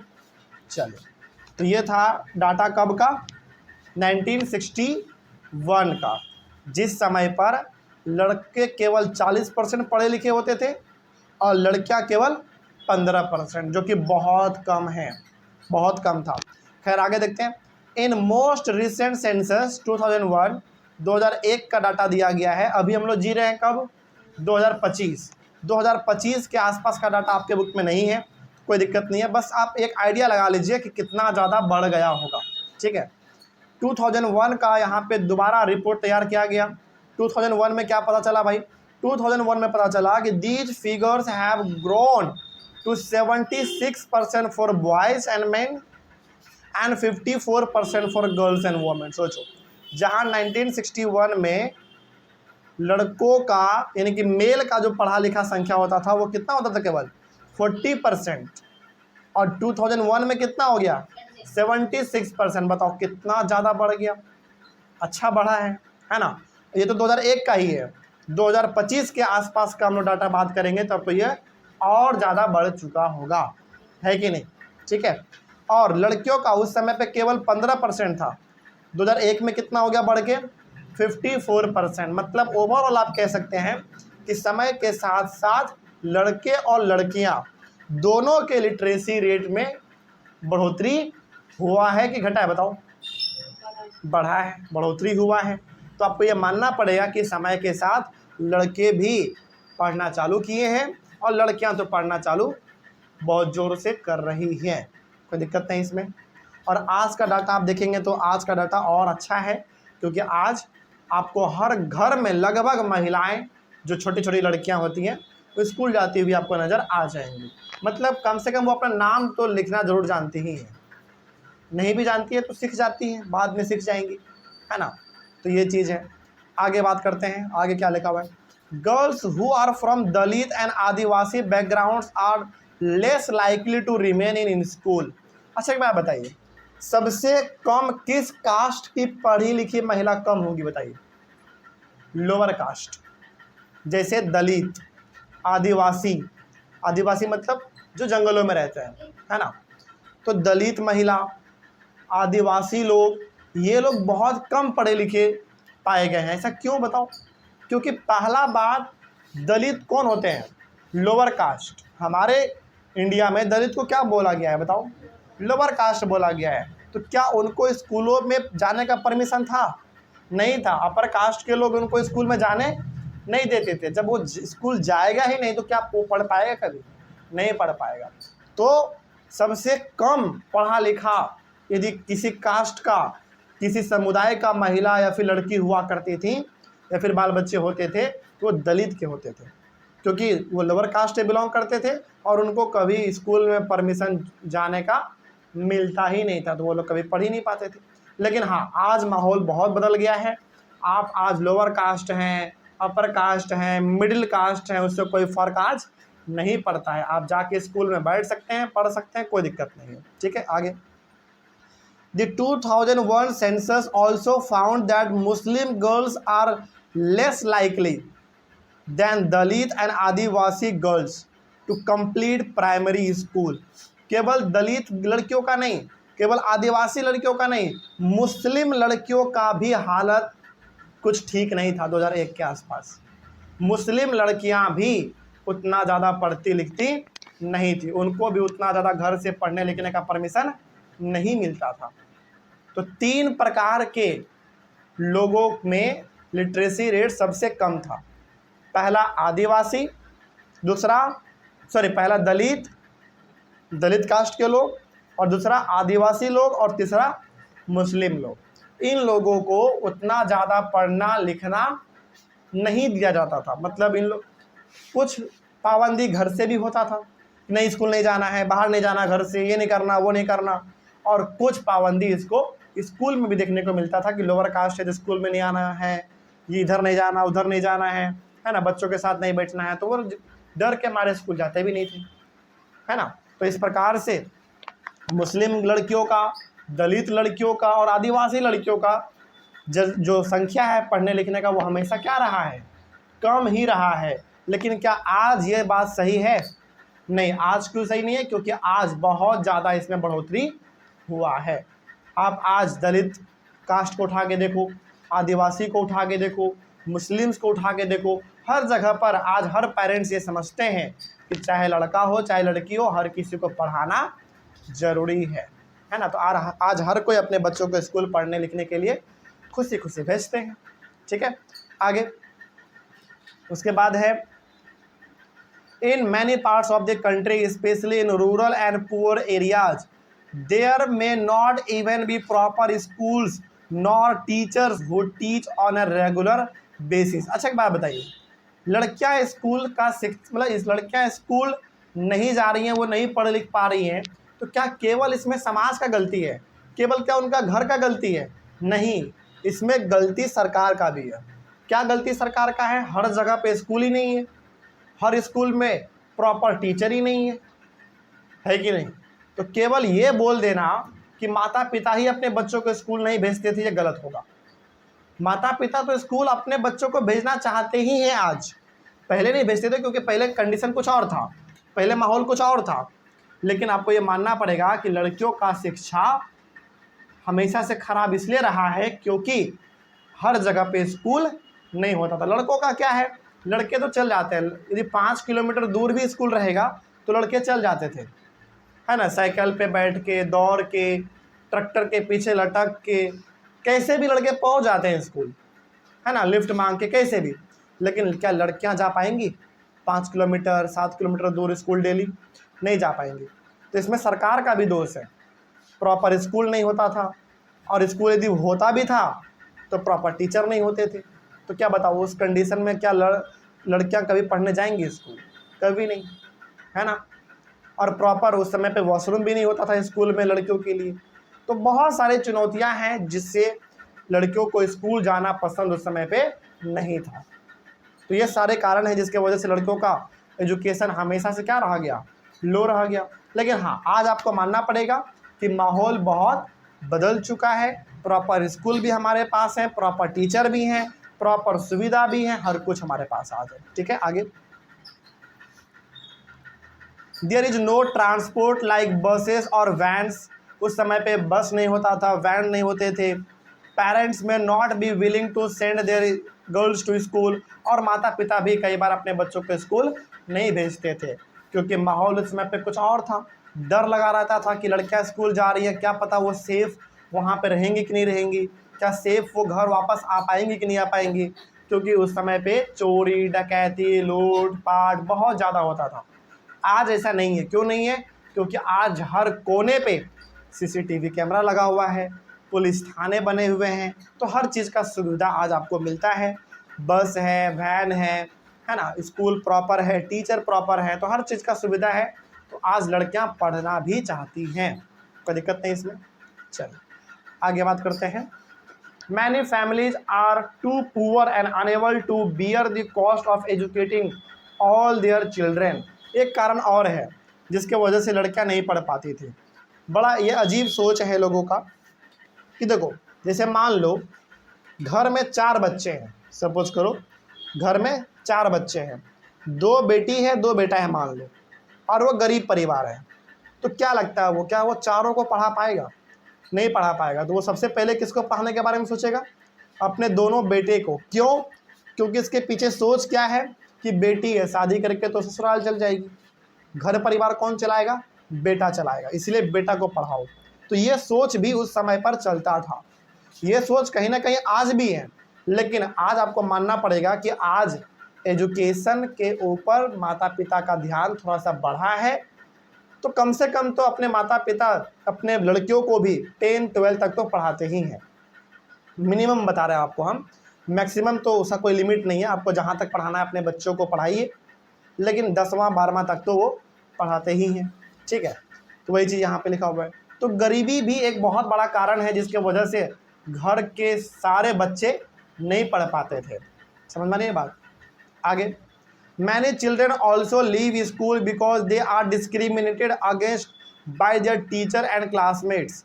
बहुत सारे बच्चे स्कूल इस डर से नहीं जाते थे क्योंकि टीचर ही कई बार उस बच्चे के साथ भेदभाव कर देते थे कि तुम नीचे जात के हो, नीचे कास्ट के हो, तुम उधर बैठो, तुम मेरे में टच नहीं होना, तुम स्कूल नहीं आना। मतलब कई बार उस समय पे टीचर भी बच्चों के साथ भेदभाव करते थे। अब जब टीचर कर रहे हैं तो बताओ क्या बच्चे नहीं करेंगे? और वैसी बातें करेंगे। तो क्या वो बच्चा कभी डर के मारे, शर्मिंदगी के कारण स्कूल जाएगा? कभी नहीं जाएगा। तो इस वजह से भी कई सारे बच्चे स्कूल कभी जाते ही नहीं थे। तो बहुत सारे कारण हैं जिसके वजह से स्कूल बच्चे नहीं जाते थे, और ख़ास करके लड़कियां। समझ गया पूरा कहानी? तो ये एक पूरा कहानी था, पूरा कंडीशन था। ये टॉपिक हमारा कंप्लीट हुआ। नेक्स्ट टॉपिक हमारा होगा वुमेन्स मूवमेंट, जिसको हम लोग अपने अगले क्लास में कवर करेंगे। मिलते हैं हम लोग अपने अगले क्लास में, तब तक के लिए थैंक यू वेरी मच। हम लोग अपना चैप्टर पढ़ रहे हैं वुमेन चेंज द वर्ल्ड, जिसके अंदर हम लोगों ने अभी तक जो डिस्कस किया है उससे एक बात तो समझ में आ गया है कि महिलाओं का, यानी कि महिला हो या फिर लड़की हो, फीमेल का यदि हम लोग बेसिकली बात करें तो जीवन बहुत ज़्यादा चुनौतियों से भरा हुआ है ना। जैसा कि हम लोग पहले से पढ़ते आ रहे हैं और आज भी पढ़ेंगे हम लोग। तो हम लोगों ने अभी तक तो ये देख लिया है कि महिलाओं का जीवन पुरुषों के जीवन से बहुत ज़्यादा डिफ़िकल्ट और टफ रहा है कि नहीं? जैसे एग्जाम्पल के तौर पे आज से 100 साल 150 साल पहले का आप कहानी उठा के देखेंगे तो आपको पता चलेगा कि पुरुषों को पढ़ने का परमिशन था, महिलाओं को पढ़ने का परमिशन नहीं था, है ना। पुरुष जो चाहे वो कर सकते थे, महिलाएं वो चाह के भी नहीं कर सकती थी। तो कहने का मतलब ज़्यादा रोक टोक, ज़्यादा दबाव किसके ऊपर था? पुरुषों के ऊपर या महिलाओं के ऊपर? महिलाओं के ऊपर, है ना। ये हम लोग डिस्कस कर चुके हैं। मतलब बहुत ज़्यादा जीवन यदि किसी का खराब था, घर के 4 दीवारी में ही केवल किसी का जीवन पैक था, बंद था, तो वो महिलाओं का था। जरा आप इमेजिन करो, यदि आपको जिंदगी भर, जरा इमेजिन करो बस, है ना, हालांकि आज वो चीज़ नहीं हो सकता, लेकिन इमेजिन करो कि आपको जिंदगी भर बचपन से लेकर बुढ़ापे तक आपको घर के 4 दीवारी में ही रहना है। क्या लगता है आपको? पागल नहीं हो जाओगे आप? मतलब यार, घर के 4 दीवारी के अंदर ही रहना, बाकी देश दुनिया में आगे बाहर गली मोहल्ले में क्या चल रहा है उससे कोई मतलब नहीं होना, कितना डिफिकल्ट वाला काम होगा। हम लोग आज एक दिन घर से बाहर नहीं निकलते हैं तो घर में बड़ा अजीब सा लगने लगता है कि नहीं है? थोड़ा सा हम लोग बाहर निकलते हैं, सड़कों पे घूमते हैं, टहलते हैं, फिरते हैं, लोगों से बातें करते हैं तो कितना अच्छा लगता है हम लोगों को। देश दुनिया में क्या चल रहा है इसके बारे में पता चलता है हम लोगों को, एक इन्फॉर्मेशन हमारे पास रहता है कि नहीं? लेकिन जरा आप इमेजिन करो कि उस समय का कैसा जीवन रहा होगा महिलाओं का। आज तो महिलाएं फिर भी घर से बाहर निकलती हैं, उनके पास फ़ोन है, टीवी है ना, सब कुछ उनके पास है। मन नहीं भी लग रहा है तो सीरियल देख रही हैं, कुछ भी देख रही है, लेकिन मनोरंजन का साधन है उनके पास। लेकिन उस समय पर क्या करती होंगी सोचो। उस समय पर तो मोबाइल नहीं था, टीवी नहीं था, रेडियो, न्यूज़पेपर कुछ नहीं था, है ना। और उस समय पे बहुत ज़्यादा पाबंदी भी था उनके ऊपर कि घर से बाहर नहीं निकलना है, इधर नहीं जाना है, उधर नहीं जाना है। तो जरा इमेजिन करो उस समय का जीवन किस प्रकार का रहा होगा कि बचपन से लेकर बुढ़ापे तक आपको घर के 4 दीवारी में ही काम करते करते मर जाना है, ऐसा था जीवन। तो लेकिन हमेशा से ऐसा रहा नहीं, पहले था, लेकिन आज क्या ऐसा है? नहीं, आज माहौल बहुत ज़्यादा बदल गया है, चेंज हो गया है। तो क्या बदला है, किस प्रकार का चेंज हुआ है, वही हम लोग इस टॉपिक में पढ़ेंगे वुमेन्स मूवमेंट में। मतलब महिलाओं के जीवन को बेहतर करने के लिए किन किन कदम को उठाए गए हैं, क्या क्या काम किए गए हैं, वही हम लोगों को इस टॉपिक में पढ़ना है, जिसमें आपको ये समझ में आएगा कि आज महिलाओं का जीवन इतना बेहतर यदि है तो किस वजह से है, इसके पीछे क्या कारण है, क्या क्या करना पड़ा, जिसके वजह से महिलाओं का जीवन आज इतना अच्छा हो गया। देखिए पहला पॉइंट लिखा हुआ है women and girls have the right to study and go to school. देखो आज के ज़माने में क्या है, चाहे कोई लड़का हो या फिर लड़की हो, हर किसी को अधिकार है कि स्कूल जाके वो पढ़ाई लिखाई कर सकता है ना। अधिकार आज सबके पास है, लेकिन क्या पहले ऐसा था? नहीं था। महिलाओं को तो बिल्कुल अधिकार नहीं था, है ना। लेकिन आज लड़का हो लड़की हो कोई भी हो, मेल फीमेल कोई भी हो, आज बाहर जाके वो जो पढ़ना चाहे, जहाँ पढ़ना चाहे वो पढ़ सकते हैं, ये इनके पास अधिकार है। There are other spheres like legal reform, violence and health where the situation of women and girls has improved. आज बहुत अलग अलग लेवल पे महिलाओं का यानी कि लड़कियों का जीवन बहुत अच्छे लेवल पे सुधार भी हुआ है। जैसे लीगल रिफॉर्म, पहले के टाइम पे महिलाओं को लेकर उतना ज़्यादा कानून वगैरह नहीं था। आज महिलाओं के जीवन को लेकर कानून एक से एक है ना। मतलब जिसके बारे में कभी हम लोगों ने सोचा भी नहीं था कि इस प्रकार का कानून आ सकता है महिलाओं के जीवन को आगे बढ़ाने के लिए, उस प्रकार का कानून आज हमारे पास है महिलाओं के जीवन को आगे बढ़ाने के लिए उनके साथ। जैसे आपको एग्जाम्पल देते हैं, आज तो महिलाओं को लेकर इतना सारा कानून बन गया है कि आप उसको पढ़ते पढ़ते मतलब एक पूरा सिलेबस बन सकता है, पूरा किताब बन सकता है महिलाओं के जीवन के ऊपर कि किस किस प्रकार के अधिकार उनको आज मिले हैं जो कि पहले नहीं था। आज बहुत सारे अधिकार, एग्जाम्पल के तौर पे कोई, जैसे आप मान लो आप रोड पे चल रहे हैं, कोई लड़का एक लड़की के ऊपर गलत कमेंट कर दिया तो उसका भी कानून है। मान लीजिए कि एक लड़की का शादी होकर वो ससुराल जाती हैं, ससुराल वाले उसको दहेज को लेकर परेशान करते हैं, टॉर्चर करते हैं, दिन रात परेशान करते हैं, तो उनका भी अलग कानून है। उनको मारते हैं, पीटते हैं, उनके साथ गलत व्यवहार करते हैं, तो उनका भी अलग कानून है। मतलब आज जो है ना महिलाओं के जीवन को बेहतर करने के लिए कई सारे कानून निकाले गए हैं जिससे उनका जीवन बेहतर हो सके। ठीक है, तो लीगल रिफॉर्म हो गया। वायलेंस यानी कि उनके साथ कोई लड़ाई झगड़ा मारपीट यदि करता है तो उनका भी अलग अलग प्रकार का कानून है। उनका हेल्थ, उनके हेल्थ को लेकर भी अलग अलग कानून है। जैसे एग्जाम्पल आपको बताते हैं, जैसे आपने शायद सुना है कि नहीं पता नहीं, लेकिन जब कोई लड़की का जब शादी होता है, उनका जब बच्चे का जन्म होता है तो सरकार उनको पैसा देती है। सरकार उनको पैसा देती है कि ये पैसा लीजिए और अपने बाल बच्चों का पालन पोषण अच्छे से करिएगा। मतलब कि बच्चे के जन्म होने के बाद मदर को सरकार के द्वारा कुछ पैसे मिलते हैं। किस चीज़ के लिए पैसा मिलता है? कि आपका बच्चा का जन्म हुआ है, आपको ये पैसा दिया जा रहा है ताकि आप इस बच्चे का देख रेख अच्छे तरीके से कर सके। सोचो आज कितना अच्छा कानून है। लेकिन क्या पहले ऐसा था? नहीं, ऐसा बिल्कुल भी नहीं था। Where the situation of women and girls has improved, तो आज आपको ये मानना पड़ेगा और कहना पड़ेगा कि आज महिलाओं का जीवन काफ़ी ज़्यादा बदला है, इम्प्रूव हुआ है। Women individually and collectively have struggled to bring about these changes. This struggle is known as the women's movement. अच्छा, आपको क्या लगता है महिलाओं का जीवन खराब था तो क्या महिलाओं ने अपने जीवन को सुधारने के लिए क्या महिलाओं ने ही खुद काम नहीं किया होगा या पुरुषों ने काम किया होगा? महिलाओं ने भी किया है। मतलब महिलाओं का जीवन खराब था तो महिलाओं का जीवन खराब है तो उनके लिए काम भी कौन करेगा? महिलाएं ही करेंगी, है ना। तो बहुत सारे आंदोलन, बहुत सारे प्रोटेस्ट, बहुत सारे धरना प्रदर्शन, रैली महिलाओं ने टाइम पे टाइम सरकार के खिलाफ निकाला है और अपने अधिकार को मांगा है।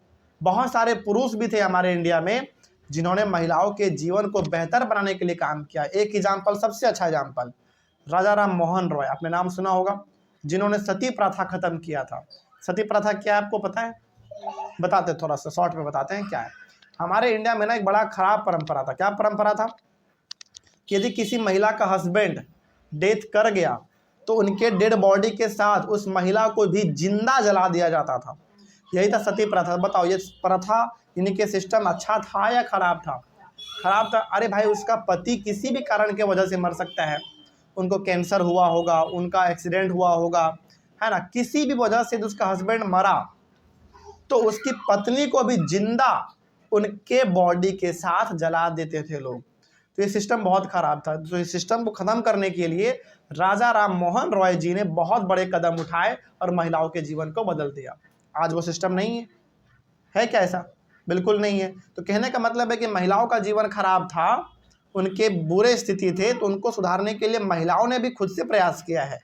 कई सारे मूवमेंट, कई सारे रैली, प्रदर्शन, धरना, अधिकार मांगने का तरीका, कई सारे उन्होंने भी इस्तेमाल किए, स्टार्ट किए हैं। अपने अधिकार को प्राप्त करने के लिए उन्होंने भी कुछ कुछ किए हैं। लेकिन कुछ कुछ पुरुष भी हमारे इंडिया में ऐसे हुए हैं जिन्होंने महिलाओं के जीवन को बेहतर बनाने के लिए कई सारे काम अच्छे अच्छे किए हैं। एग्जाम्पल के तौर पे एक राजा राम मोहन रॉय हमारे हैं, हाँ बिल्कुल, स्वामी दयानंद सरस्वती जी भी हैं, बहुत सारे हैं जिन्होंने महिलाओं के जीवन को भी बेहतर करने के लिए एक पुरुष होने के बावजूद उन्होंने अच्छा काम किया है। सोचो, है ना, तो बहुत अच्छी बात है ये। इस चीज को हम लोग क्या कहेंगे, वुमेन्स मूवमेंट, मतलब महिलाओं के जीवन को सुधारने के लिए जो मूवमेंट महिलाओं ने किया है, जो काम महिलाओं ने किया, उसी को हम लोग क्या बोल देंगे, वुमेन्स मूवमेंट बोल देंगे। ठीक है, आगे, individual women and women's organisations from different parts of the country are part of the movement. इस मूवमेंट का बहुत सारी महिलाओं ने साथ दिया, बहुत सारे ऑर्गेनाइजेशन ने साथ दिया। आज आपको जानकर बड़ी हैरानी होगी कि आज इंडिया में ऐसे बहुत सारे ऑर्गेनाइजेशन है, बहुत सारे संस्था है जो केवल महिलाओं के जीवन को बेहतर करने के लिए काम करती हैं।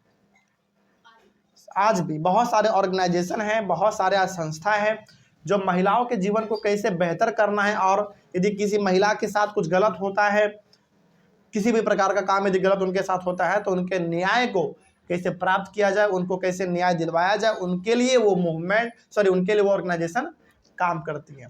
तो महिलाओं के जीवन को बेहतर करने के लिए बहुत सारे महिलाओं ने भी काम किया है, बहुत सारे महिलाओं ने रैली निकाला है, बहुत सारे ऑर्गेनाइजेशन ने महिलाओं का साथ दिया है।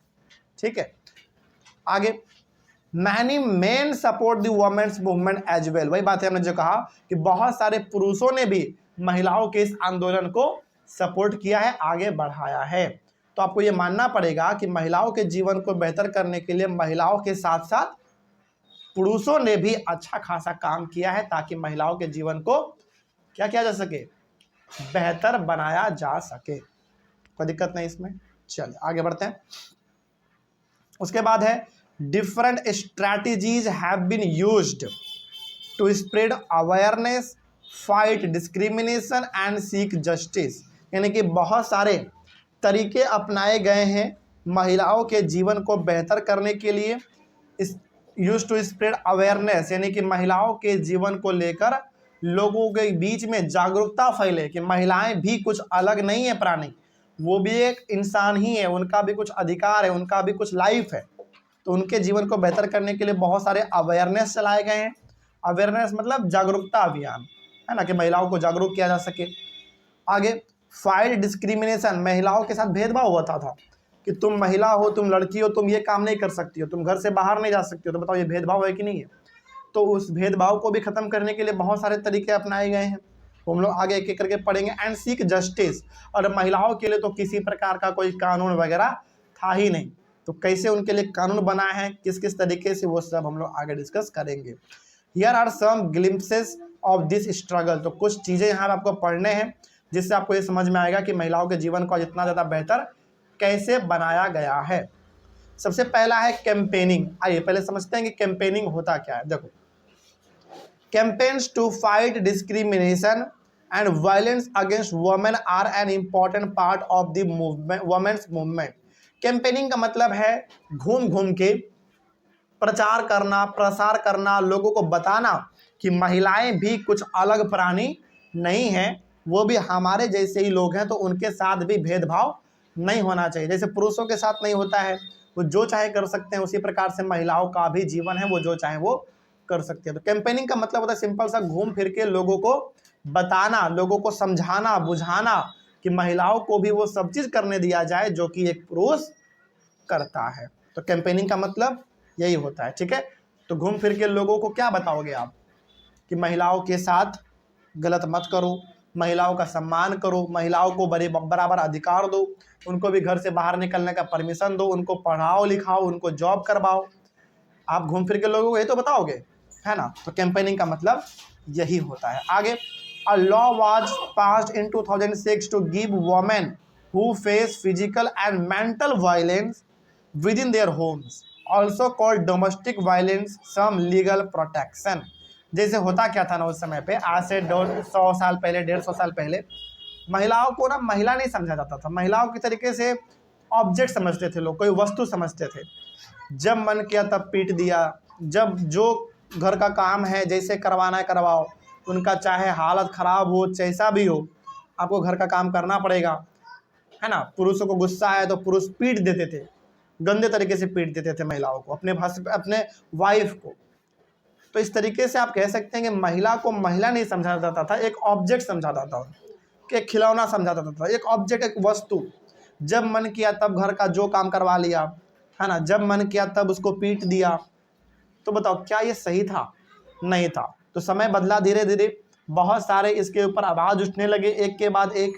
तो 2006 में एक कानून निकाला गया भारत सरकार के द्वारा, इंडियन गवर्नमेंट के द्वारा 2006 में एक कानून निकाला गया, फिजिकल एंड मेंटल वायलेंस। मतलब घर के अंदर यदि किसी महिला को कोई परेशान कर रहा है, कोई मार रहा है, पीट रहा है, तो यदि वो जाके शिकायत कर दिए थाना में तो बहुत गंभीर आरोप लगेगा और वो जेल तक जा सकते हैं। और आज ये कानून इतना बढ़ गया है कि यदि आप महिला के ऊपर एक थप्पड़ भी मार दिए और वो महिला यदि थाना में जाके बोल दी कि हमको मारता है, पीटता है, हमको टॉर्चर करता है, तो आपका ज़िंदगी ना नर्क बन सकता है। सोचो, इतना खतरनाक कानून आज महिला को जीवन को लेकर आ चुका है। तो इसलिए महिलाओं के साथ जो कुछ गलत हुआ था उसको लेकर कानून बहुत अच्छा बनाया गया है। तो आज महिलाओं के साथ आप मारपीट नहीं कर सकते हैं। यदि करते हैं और यदि वो जाके शिकायत कर दिए तो सोचो फिर आपका क्या होगा। मतलब ज़िंदगी भर कोर्ट कचहरी का चक्कर लगाते रह जाओगे। तो ये चीज़ बहुत बढ़िया किया गया है, क्योंकि इनके साथ बहुत ज़्यादा टॉर्चर वगैरह होता था। ठीक है, इसी को हम लोग कहते हैं डोमेस्टिक वायलेंस। क्या बोलेंगे इसको? Domestic violence. डोमेस्टिक वायलेंस का मतलब घर के अंदर उनके साथ जो चीज़ गलत होता था, मारपीट, उसी के लिए ये कानून क्या किया है, 2006 में बनाया गया है। ठीक है। Similarly efforts made by the women's movement lead the supreme court to formulate guidelines in 1997 to protect women against sexual harassment and the work place and within educational institution. एक चीज़ और होता था, जैसे महिलाएं किसी जगह काम करने के लिए गईं, कहीं पे महिलाएं लड़कियां पढ़ने के लिए गईं, उनको गलत तरीके से टच करना, उनके साथ गलत तरीके से पेश आना, है ना, कोई लड़का या फिर कोई भी, तो ये चीज़ें भी बहुत ज़्यादा होता था उस समय पे। तो बताओ क्या ये लड़कियों को अजीब नहीं लगेगा? मतलब कोई लड़की स्कूल गया है पढ़ने के लिए, कॉलेज गया है पढ़ने के लिए, और उनके साथ गलत व्यवहार हो रहा है, उनको गलत तरीके से टच किया जा रहा है, उनको गलत तरीके से देखा जा रहा है, तो एक लड़की को बहुत ही अजीब लगता है। तो इस चीज़ को लेकर बहुत सारे ऑर्गेनाइजेशन हमारे इंडिया में है जो कि महिलाओं के जीवन के लिए क्या करती हैं, काम करती है। उन्होंने आवाज़ उठाया और ये मामला कहाँ चला गया? इंडिया के सुप्रीम कोर्ट में चला गया। फिर सुप्रीम कोर्ट ने इसके ऊपर भी कानून निकाल दिया कि यदि कोई लड़की या फिर कोई महिला किसी जगह पे काम करती है, कहीं पे पढ़ती है, उनके साथ यदि कुछ गलत होता है तो उनके लिए भी कानून अलग होगा, और वो भी बहुत ठोस कानून होगा। ठीक है, ये बहुत ही अच्छा था। सेक्सुअल हरासमेंट क्या होता है, यहाँ पे उसका डेफिनेशन लिखा हुआ है। दिस रेफर्स टू फिजिकल और वर्बल बिहेवियर। सोचो, फिजिकल और वर्बल मतलब यदि कोई इंसान किसी लड़की के साथ उसको टच कर देता है, ये फिजिकल हो गया, गलत तरीके से टच कर देता है, ये फिजिकल हो गया। और वर्बल का मतलब कुछ गलत बोल देता है जिससे कि लड़की को बुरा लग जाए, बिना कि केवल बोलने के वजह से भी यदि उसको बुरा लग गया तो इसका भी अलग कानून है। आपके ऊपर सज़ा होगा, आपको जेल तक हो सकता है, या फिर आपको फाइन वगैरह भी देना पड़ सकता है। मतलब जिस प्रकार का क्राइम करोगे वैसा प्रावधान है आपको। बड़ा क्राइम हुआ तो जेल होगा, छोटा मोटा क्राइम हुआ तो सॉरी वगैरह, माफ़ी वगैरह, फाइन वगैरह देकर आपका काम चल जाएगा। तो हर प्रकार का कानून बन गया है। Behaviour that of a sexual nature and against the wishes of a woman. मतलब कुछ भी यदि आपने लड़की या फिर महिला के इच्छा के खिलाफ किया, उनके खिलाफ कुछ कमेंट किया, उनको गलत तरीके से टच किया, तो जो कि उनके खिलाफ है, उनके इच्छा के खिलाफ है, वो नहीं चाहती थी लेकिन आपने ऐसा किया, तो फिर आपको मतलब सज़ा भुगतना पड़ेगा। ठीक है, तो ये चीज़ वहाँ पे होता था। तो ये हो गया हमारा पहला क्या, कैंपेनिंग। मतलब महिलाओं के जीवन को पहले कैसे सुधारा गया? कैंपेनिंग करके। क्या करके? कैंपेनिंग करके। मतलब लोगों को घूम फिर के इधर उधर लोगों को जागरूक किया गया, और इतना जागरूक कर दिया गया कि मामला पहुंचा सुप्रीम कोर्ट में। सुप्रीम कोर्ट ने महिलाओं के जीवन को बेहतर बनाने के लिए अलग अलग कानून निकाल दिए, जो कि बहुत अच्छा कानून है ना। आगे बढ़ते हैं। पहला हो गया हमारा महिलाओं के जीवन को सुधारने का क्या तरीका हो गया, कैंपेनिंग, मतलब कि लोगों को घूम फिर के जागरूक करो, जितना ज़्यादा हो सके उतना ज़्यादा आवाज़ उठाओ। अगला है रेजिंग अवेयरनेस, लोगों को सचेत करो, लोगों को बताओ कि एक महिला का क्या अधिकार है, महिला क्या कर सकती है क्या नहीं कर सकती है, वो करना है हमको। An important part of the women's movements work is to raise public awareness on women's rights issues, मतलब एक महिला का क्या अधिकार है, उनके अधिकार को कैसे बचाना है, उनको किस तरीके से न्याय दिलवाना है, ये भी किया जाना चाहिए। और ये किया गया तभी जाकर आज महिला इतना ज़्यादा सेफ है, उनका आज अधिकार कोई छीन नहीं सकता है। उनको जो अधिकार मिला है उसके दो यदि कोई छीनेगा, गलत तरीके से उसको देखेगा, टच करेगा, तो उनका अलग कानून है, उसको सजा भी मिल सकता है। Their message had been spread through street plays, songs and public meetings. तो महिलाओं के जीवन को सुधारने के लिए आप देखते हैं कई बार आपको दीवारों पे पेंटिंग दिखता है ना। कई सारे महिलाओं के जीवन को बेहतर करने के लिए गाने गाए जाते हैं, उनसे महिलाओं के जीवन को बेहतर किया जा सके।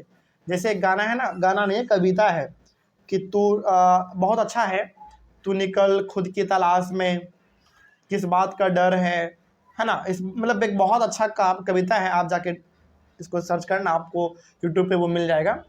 तो खुद की तलाश में निकल, बस इतना सर्च कीजिएगा तो आपको वो पूरा कविता आ जाएगा, जिससे आपको समझ में आएगा कि महिलाओं के जीवन के ऊपर ही वो कविता लिखा गया है, उनके जीवन को बेहतर करने के लिए।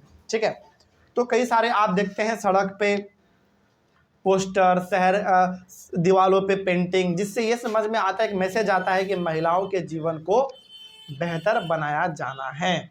ठीक है, उसी प्रकार से पब्लिक मीटिंग भी देखते हैं, बहुत सारे मीटिंग होते रहते हैं, बहुत सारे ऐसे ऑर्गेनाइजेशन है जो कि महिलाओं के जीवन के ऊपर किसी प्रकार का कहीं पे गलत होता है तो वो ऑर्गेनाइजेशन आवाज़ उठाते हैं। जैसे एग्जांपल आपको बताते हैं, हमारे इंडिया में बहुत सारे महिलाओं का ऑर्गेनाइजेशन बना हुआ है, संस्था बना हुआ है। जैसे आप देखते हैं डेली लगभग इंडिया में किसी न किसी लड़की के साथ रेप होता ही रहता है ना। तो उस रेप को बड़े लेवल पे आवाज़ उठाने के लिए कौन काम कर रहे हैं, आपको लगता है कौन काम कर रहे होंगे? गवर्नमेंट काम कहाँ उतना ज़्यादा कर रही है। मतलब रेप तो डेली हो रहा है, लेकिन उस रेप का आवाज़ उठा कौन रहा है? गवर्नमेंट नहीं, ऑर्गेनाइजेशन। जैसे आप देखते हैं, आप टीवी में देखते होंगे, न्यूज़पेपर में सुनते होंगे, किसी लड़की के साथ जब रेप होता है तो जो ऑर्गेनाइजेशन हमारे इंडिया में है ना, वो सबसे ज़्यादा एक्टिव होते हैं। वो लोगों को इकट्ठा करते हैं, सड़क पे वो कैंडल मार्च निकालते हैं, आप देखते होंगे है ना, बैनर छपवाते हैं, वो सरकार के खिलाफ आवाज़ उठाते हैं, सरकार मुर्दाबाद, सरकार क्या कर रही है। जब हमारे देश में हमारी लड़कियां सेफ नहीं है तो बताओ सरकार किस काम का? समझ में आ रही है बात? तो वो कौन लोग हैं जो ये सब काम करते हैं? नहीं, मूवमेंट चलाने वाले लोग ही करते हैं चीज़, ऑर्गेनाइजेशन। बिजनेसमैन को इन सबसे कोई मतलब नहीं है, बिजनेसमैन अपना चुपचाप बिजनेस कर रहे हैं। तो ये जो ऑर्गेनाइजेशन बना हुआ है मूवमेंट करने के लिए, महिलाओं के जीवन को सुधारने के लिए, वही लोग हैं जो कि इतना ज़्यादा उनके जीवन के बारे में सोचते हैं। ऑर्गेनाइजेशन के जो हेड होते हैं वो सारे लोगों को कॉल करते हैं, मीटिंग करते हैं कि ऐसा ऐसा कहानी है भाई, सब जब लोग इकट्ठा हो जाओ, सरकार के खिलाफ आवाज़ उठाना है ना। ये सब चीज़ होता रहता है। आगे तो वही है कि महिलाओं के जीवन को सुधारने के लिए आप कई बार सड़कों पे पेंटिंग देखते होंगे, किताबों में उसके लिए गाने सुनते होंगे, है ना, मीटिंग देखते होंगे, मूवमेंट चलते रहते हैं। अगला है प्रोटेस्टिंग। प्रोटेस्टिंग का मतलब हुआ चुपचाप सड़क पे उतरो और सड़क को जाम कर दो, चक्का जाम कर दो, सरकार के खिलाफ मुर्दाबाद मुर्दाबाद का नारा लगाओ, ताकि सरकार प्रेशर में आके आपके बातों को सुने, है ना। जिसके साथ रेप वगैरह हुआ है उनके परिवार के जाके मिले और आगे इस प्रकार का कंडीशन ना हो सके, ऐसा उसको क्या दिलाए, आशा दिलाए, उम्मीद दिलाए, है ना। तो the women's movement raises its voice when violations against women takes place। मतलब महिलाओं के जीवन के साथ जब जब खिलवाड़ होगा तो प्रोटेस्ट देखने को मिलेगा। जैसे हमारे इंडिया में लगभग हर साल एक दो रेप का थोड़ा भयंकर, देखो हमारे इंडिया में ना रेप डेली हो रहा है, लेकिन हर रेप का कहानी इतना ज़्यादा वायरल नहीं हो पाता। कुछ रेप का कहानी है जो कि थोड़ा सा ज़्यादा खतरनाक तरीके से वायरल हो जाता है, उसी पर सरकार का नज़र जाता है। हाँ या ना? है ना? जैसे अभी कोलकाता में डॉक्टर वाला जो केस हुआ था, कितना भयंकर तरीके से वायरल हुआ, तब जाके सरकार का उसके ऊपर नज़र गया। लेकिन रेप तो डेली हो रहा है, फिर सरकार का उसके ऊपर नज़र क्यों नहीं जा रहा है? इसमें सरकार का क्या है? लापरवाही नज़र आता है। लेकिन जब हम लोग सड़क पे उतरते हैं, प्रोटेस्ट करते हैं, धरना करते हैं, मुर्दाबाद का नारा लगाते हैं, पूरा चक्का जाम करते हैं, तब सरकार का आँख खुलता है कि अच्छा इसके ऊपर भी काम करना है ना? तो सरकार को इसके ऊपर ध्यान देने की ज़रूरत है। पब्लिक रैलीज, आप क्या निकालते हैं? रैली निकालते हैं। पब्लिक एंड डिमॉन्स्ट्रेशन, डिमॉन्स्ट्रेशन का मतलब हाथ में झंडा लेके, बैनर लेके रोड पे हम लोग निकलते हैं, रैली करते हैं, प्रोटेस्ट करते हैं, धरना करते हैं, रोड जाम कर देते हैं, ताकि सरकार का हमारे ऊपर क्या आए? नज़र आए और उसको पता चले कि आखिर ये प्रोटेस्ट कर रहा है तो किस चीज़ के लिए कर रहा है ना? Are a very powerful way of drawing attention to injustice. तो ये सब तौर तरीका है जिससे आप सरकार का ध्यान अपनी ओर खींच के इन सब चीज़ों के ऊपर कानून कैसे बनाना है, इसके ऊपर काम कैसे करना है, सरकार को बता सकते हैं। अच्छा, आपको क्या लगता है, मान लो किसी लड़की के साथ रेप हुआ, आपको क्या लगता है कि सरकार उसके ऊपर बिना आवाज़ उठाए काम करना स्टार्ट कर देंगी? कभी नहीं। सरकार जो है ना एक तरीके से सोई रहती है, जब तक आप उसको जगाओगे नहीं, जब तक आप उसको उठाओगे नहीं, तब तक वो काम नहीं करेगी। तो जब किसी के साथ कुछ गलत होता है तो हम लोग आवाज़ उठाते हैं, तब सरकार का आंख खुलता है, जो कि बिल्कुल क्या है, गलत बात है। ऐसा नहीं होना चाहिए, सरकार को हर वक्त एक्टिव होना चाहिए। समझ में आ रही है बात? चलिए खैर आगे बढ़ते हैं। तो तीसरा तरीका क्या हुआ? महिलाओं के अधिकार को प्राप्त करने का, महिलाओं के जीवन को बेहतर करने का प्रोटेस्टिंग, यानी कि किसी के साथ कुछ गलत हो रहा है तो प्रोटेस्ट करो, धरना करो, रैली करो, तभी सरकार आपके बात को सुनेगी। ऐसे वो कभी सुनने वाली बात नहीं है। लास्ट है सोइंग सॉलिडिटरी। सोइंग सॉलिडिटरी का मतलब है कि महिला को खुद आपस में इकट्ठा होना पड़ेगा और खुद के जीवन को बेहतर करने के लिए खुद हाथ मिला के आगे बढ़ना पड़ेगा। यदि महिला सरकार के ऊपर निर्भर रहे तो क्या लगता है सरकार आपके बातों को सुनेगी? नहीं। तो सरकार को प्रेशराइज करने के लिए, सरकार आपके बातों को माने, इसके लिए महिला को खुद भी आगे बढ़ना पड़ेगा। वही लिखा हुआ सोइंग सॉलिडिटरी, मतलब महिलाओं को भी अपना इंटरेस्ट दिखाना पड़ेगा, महिलाओं को भी रोड पे उतरना पड़ेगा। ऐसा नहीं होगा कि महिला का रेप हुआ और पुरुष केवल रोड पे उतर रहे हैं, ऐसा नहीं होता है। महिलाएं भी आज उतरती हैं रोड पे, आपने देखा होगा, है ना? तो वही लिखा हुआ है, the women's movement is also about showing solidarity with other women and causes. मतलब किसी महिला के साथ यदि गलत हो रहा है तो ऐसा नहीं सोचना है कि अरे उसके साथ गलत हुआ है तो हम क्यों जाएं, हम आवाज़ क्यों उठाएं। ऐसा नहीं है। क्या पता आज उनके साथ हुआ है, कल आपके साथ हो जाए। मतलब भगवान करे ऐसा ना हो, लेकिन हो तो सकता है ना। तो किसी के साथ भी कुछ गलत हो तो सबको बढ़ चढ़ के आगे आना चाहिए और उनके बेहतर जीवन के लिए लड़ाई लड़ना चाहिए, चाहे किसी से भी लड़ाई लड़ना पड़े। ठीक है? तो ये सब कुछ तौर तरीके हैं जिसको हम लोग यदि करेंगे तो महिला का जो जीवन है वो आज और ज़्यादा बेहतर हो सकता है और हो भी रहा है ना? चलिए, इस तरीके से हमारे चैप्टर और चैप्टर के साथ पूरा का पूरा हमारे चैप्टर और टॉपिक दोनों कंप्लीट हुआ। अब बताइए, इस चैप्टर में किसी को कोई डाउट है? चैप्टर छोटा था, आसान था, इसलिए बहुत जल्दी भी खत्म हो गया। आपको बहुत कुछ समझ में आया होगा कि महिलाओं का जीवन कैसा था पहले और आज कैसा हो गया है। कहीं ना कहीं आपको ये मानना पड़ेगा कि आज महिलाओं का जीवन बहुत ज़्यादा सुधर गया है, बहुत ज़्यादा अच्छे रास्ते पे आ गया है। कोई दिक्कत नहीं इसमें।